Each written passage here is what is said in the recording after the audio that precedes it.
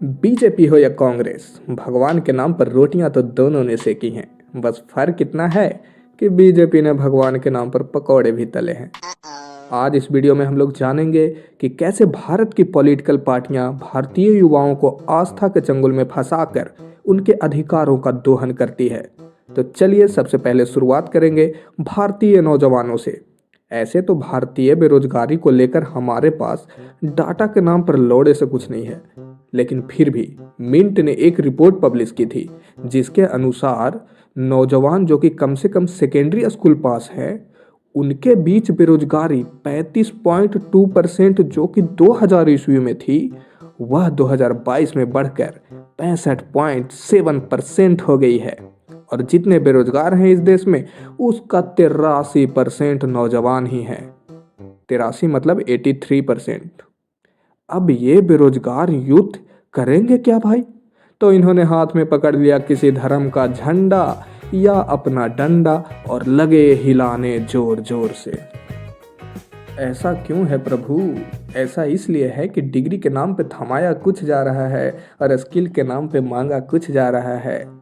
अब इसको एड्रेस करने के लिए सरकार कुछ तो करती है, जैसे वो स्कीम लाती है मिशन यूथ जैसा, लेकिन ग्राउंड लेवल पर ये सारे स्कीम उतने इफेक्टिव नहीं है। अगर होते तो मैं वीडियो न बना रहा होता, आप वीडियो न देख रहे होते, हम दोनों का जॉब लग गया होता, कितना मजा आता। अभी तो एक नया चोचला चालू हुआ है अप्रेंटिसशिप का। चलो बताते हैं कि युवा को इससे कैसे पेला जा रहा है। अभी अभी जैसे बैंक ऑफ बड़ौदा में एक अप्रेंटिस आया था 4000 पोस्ट पर। अप्लाई करने के लिए 940 रुपये लग गए भाई, लूट गया, बर्बाद हो गया।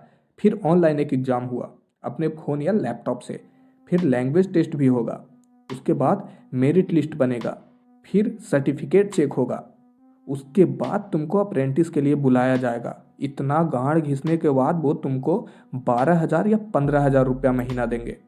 मेट्रो सिटी में 15,000, नॉर्मल सिटी में 12,000।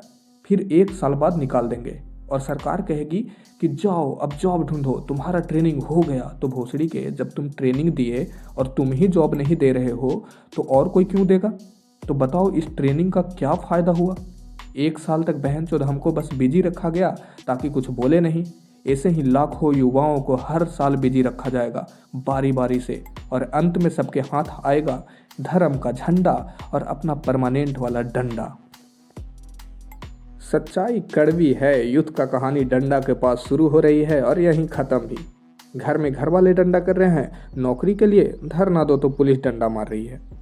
कुछ अपना शुरू करने के लिए घर से पैसा मांगो तो वो भी नहीं दे पा रहे हैं क्योंकि उनके पास खुद नहीं बच रहा है। तो युवा दोस्तों से पैसा उधार लेकर टीम बना रहे हैं, और कुछ युवा रेंट और कोचिंग का पैसा से ट्रेड कर रहे हैं, और पैसा जल्दी बने इसलिए ऑप्शन ट्रेडिंग कर रहे हैं। और लॉस इतना हो चुका है कि बस अब कोई मिरेकल ही उस लॉस को रिकवर करवा सकता है। तो बस युवा इंतजार में है कि कोई जादू हो और सारे लॉस प्रॉफिट में कन्वर्ट हो जाएं, या तो एक जॉब मिल जाए। स्टूडेंट्स कॉलेज में लाखों रुपया देकर एडमिशन लेते हैं, टेक्निकल कोर्सेज करते हैं, और उसे पूरा होने पर 2-3 लाख का पैकेज मिल रहा है। जहां 20 लाख देकर पढ़ रहे हैं, वहां 2 लाख 3 लाख का पैकेज उनके लिए क्या मायने रखता है? यहाँ तो स्किल भी मैच हो रहा है। तो फिर ऐसे क्यों? रियलिटी यही है कि अपॉर्चुनिटीज कम है और लोग ज़्यादा।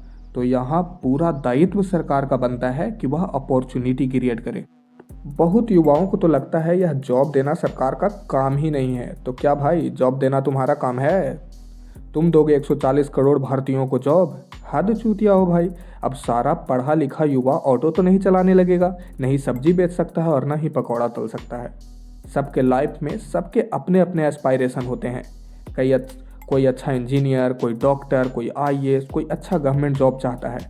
तुम अगर पकौड़े तलना चाहते हो तो तलो, लेकिन जो सरकारी नौकरी चाहता है, यहाँ भी सरकार का दायित्व है कि अगर वह उस काबिल है तो उसे अपने पसंद का जॉब मिले। अंत में यही कहूँगा कि युवाओं को अपने अधिकारों के लिए लड़ना आना चाहिए। इमोशन में बहोगे तो लाड़ चाट जाओगे। अपने फायदे और कायदे की चीज़ों पर ध्यान दो। जो तुम्हारी नहीं सुनता तुम भी उसकी मत सुनो, और हाँ, सब्सक्राइब कर दो।